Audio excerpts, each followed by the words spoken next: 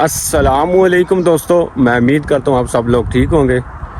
तो आज के इस व्लॉग में आप लोगों को बताता हूँ कि जो भाई ऑस्ट्रेलिया स्टूडेंट वीज़ा पर आते हैं तो उनका प्रोसेस क्या है, तो पूरा वीज़े की डिटेल के बारे में बताऊँगा। तो उससे पहले आप भाई जो चैनल पर न्यू हैं चैनल को सब्सक्राइब कर दें ताकि मेरी आपको वीडियो हर मिल ही जा सके। तो काफ़ी आसानी हो चुकी है स्टूडेंट वीज़े की, मतलब कि यहाँ बात की जाए साल्ज़बर्ग में जो तकरीबन 500 स्टूडेंट यहाँ मौजूद है, वियना में तकरीबन 1000 और इसी तरह दूसरी सूबों में लिंज में कह लें वहाँ भी 500-600 और तिरोल इंसब्रुक, मतलब कि ऑस्ट्रेलिया के हर यहाँ ना कोने में काफ़ी स्टूडेंट मौजूद हैं। तो इंशाल्लाह आज के इस व्लॉग में पूरा मैं आपको डिटेल के साथ बताऊंगा वीज़ा प्रोसेस क्या है, डॉक्यूमेंट लीगलाइजेशन क्या है, कौन कौन सी यूनिवर्सिटी हैं जो ऑस्ट्रेलिया में काफ़ी जिन यूनिवर्सिटियों में चांसेस ज़्यादा हैं जो मतलब कि एडमिशन के, तो पूरा डिटेल के साथ बताऊंगा। तो दोस्तों वीडियो थोड़ी लंबी हो जाएगी लेकिन इंशाल्लाह ताला आज की इस पूरे व्लॉग में आपको डिटेल के साथ बताऊंगा कि किस तरह आपका वीज़ा लगना है, मतलब कि क्या क्या प्रोसेस हैं 2026 के जो नए कवानीन हैं उसके तक मतलब कि आपको पूरा मैं इंशाल्लाह डिटेल के साथ बताऊँगा। सबसे पहले आप लोगों की जो मेन बात आती है वो एडमिशन की, आपको सबसे पहले यहाँ ऑस्ट्रेलिया की यूनिवर्सिटी में एडमिशन लेना है। तो वो काफ़ी आसान हो चुका है, मतलब प्राइवेट जो यूनिवर्सिटी हैं वो वहाँ आपकी फ़ीस भी एक तो कम है, तो उसके अलावा अगर आपके मतलब नंबर मार्क्स कम है तो इसके अलावा प्राइवेट यूनिवर्सिटी मौजूद हैं जो ऑस्ट्रेलिया में है। जिस तरह यूनिवर्सिटी ऑफ ऑस्ट्रेलिया मौजूद है, TU यूनिवर्सिटी मौजूद है जो लीड्स में है, और इसी तरह यूनिवर्सिटी ऑफ साल्ज़बर्ग है, और इसके अलावा यूनिवर्सिटी ऑफ वियना है। काफ़ी और भी यूनिवर्सिटीज़ हैं, इंशाल्लाह ताला वो मैं नीचे कहने मैं आपको लिंक भी साथ मेंशन कर दूंगा जिसके ज़रिए आप खुद अप्लाई कर सकते हैं। तो ये बात आती है सबसे पहले एडमिशन की। एडमिशन आपका किस तरह होगा, मतलब कि आपके मार्क्स कम अज़ कम 4 पॉइंट होने चाहिए CGPA, कम अज़ कम ये कह रहा हूँ, ज़्यादा से ज़्यादा। अगर आपके उससे कम है तकरीबन 3.5 भी हैं तो आपके वीज़ा के लगने के चांसेस बहुत ज़्यादा हैं, मतलब कि इतने ज़्यादा चांसेस हैं कि आप बात नहीं कर सकते। जिस तरह मैं आपको बता रहा हूँ, आज से अगर बात की जाए, मुझे यहाँ 6 साल हो गए, आज से मतलब बात की जाए 2 साल पहले तो यहाँ स्टूडेंट जिस मैं सूबे में रहता हूँ साल्ज़बर्ग में, यहाँ तकरीबन 500 नहीं था, तकरीबन होगा भी तो 100 या 150 होगा। इसी वजह से स्टूडेंट वीज़े ज़्यादा लग रहे हैं। मैंने सोचा 2026 के जो नए कवानीन है उसके साथ एक न्यू वीडियो बनाऊँ जिसके ज़रिए भाइयों को फ़ायदा हो सके। तो सबसे पहले मैंने आपको बता दिया कि एडमिशन यूनिवर्सिटी में लेना है। ज़ाहिर बात है, सबसे पहले कोई आपने टेस्ट डॉक्यूमेंट नहीं करवाने, क्योंकि उस वक्त टेस्ट करवाना है जब आपको एडमिशन लेटर ऑस्ट्रेलिया की जो यूनिवर्सिटी है वो देगी। उसके बाद आपने जो एडमिशन, उसके बाद अपने जो आपके डॉक्यूमेंट हो गए वो आपने लीगलाइजेशन कराना है, लेकिन वो तब कराना है जब आपको एडमिशन मिलेगा। तो उसके बाद बात करते हैं लैंग्वेज की। इन्होंने लैंग्वेज में बहुत ज़्यादा सख्ती कर दी है, मतलब कि इंग्लिश लैंग्वेज आपको जो आइल्स है वो आना लाजमी है। पहले अगर 2 साल बात की जाए तो इस वक्त तकरीबन आइल्स का आना कोई ज़रूरी नहीं था, लेकिन अब इन लोगों ने आइल्स मतलब के मस्ट कर दिया, लाजमी कर दिया है। बहुत ज़्यादा यहाँ मसले हो रहे हैं, मतलब स्टूडेंट को समझ नहीं आती। वो पाकिस्तान से तो ज़ाहिर बात है उनका लहजा और है इंग्लिश बोलने का, तो ऑस्ट्रेलिया में ज़रा और लेवल का, अच्छे लेवल का है, तो इस वजह से स्टूडेंट को ये काफ़ी मुश्किलात आ रही हैं। तो दोस्तों बात की जाए, मतलब कि जो स्टूडेंट कहते हैं यार अनस भाई हमारी एज का बहुत ज़्यादा गैप है स्टडी में, तो ये कम अज़ कम आपका गैप तकरीबन 6 से 7 साल का भी हो ना, 5-6 साल का, ये चल जाता है।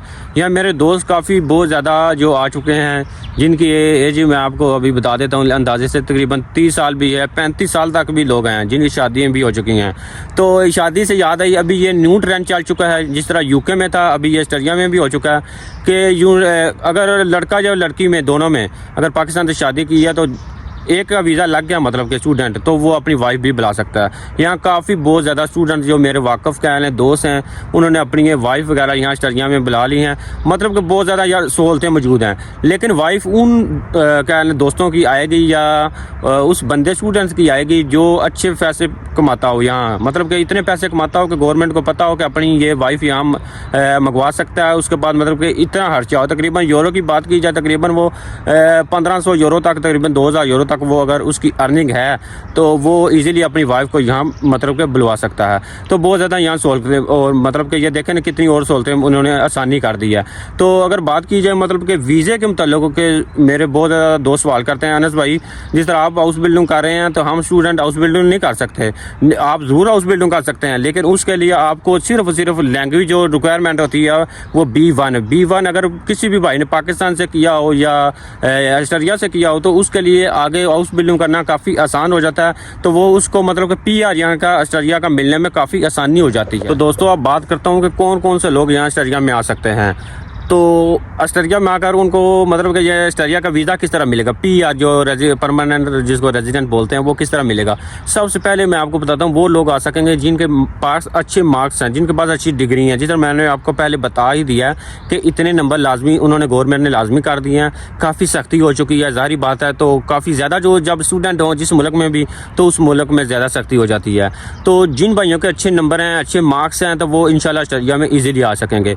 तो उसके अलावा अगर आपका सवाल ज़हन में दूसरा है कि ऑस्ट्रेलिया में आपको आकर PR किस तरह मिलेगा, उसका काफ़ी आसान तरीका यह है, आप जिस शोबे में आ रहे हैं, अगर मेडिकल में आ रहे हैं, मगर और जितने भी साइंस टेक्नोलॉजी जितने भी शोबे हैं, वो अगर उस शोबे में आप अपनी जॉब मुकम्मल करते हैं, अपनी स्टडी मुकम्मल करते हैं, और उसी के साथ साथ आप जॉब भी करते रहते हैं, पार्ट टाइम जॉब, वो जो भी कर लें, तो उसके साथ जब आपकी ये मुकम्मल हो जाएगी, तो लैंग्वेज आपको लाना वो भी लाजमी होगी। जर्मन लैंग्वेज अगर आपने B1 तक की होगी, तो आप कंपनियों में अप्लाई कर सकेंगे। मैंने ये डिप्लोमा किया हुआ है, मुझे इस फील्ड में फुल माहिर हूँ, लैंग्वेज B1 तक आती है, तो ज़बरदस्त आपका वीज़ा मतलब कि जल्दी एक तो चेंज भी हो जाएगा, दूसरा आपको खासी अच्छी अर्निंग भी लग जाएगी, काम भी मिल जाएगा। तो उसके अलावा अगर भाइयों का ज़हन में सवाल होगा, यार अनस भाई लैंग्वेज हमें नहीं आती B1, तो फिर किस तरह क्या होगा, फिर उसका भी एक तरीका है। इस यहाँ बहुत ज़्यादा ऐसी कंपनी मौजूद हैं, जिस तरह मैं आपको बिल्ला, शपार, होफर वगैरह, तो इसमें आप काम कर सकते हैं। इस मतलब कि मार्केट्स में आपको अगर इंग्लिश लैंग्वेज भी आती है, वो भी यूज़ हो जाती है। तो इस वजह से इस तरीके से भी आपका वीज़ा मतलब कि चेंज होने का काफ़ी ज़्यादा चांसेस हैं। मतलब कि दोस्तों के इस तरह वीज़ा चेंज हुए हैं, मैं आपको हकीकत बात बता रहा हूँ, तो आपका भी इंशाल्लाह इस तरह वीज़ा चेंज हो जाएगा।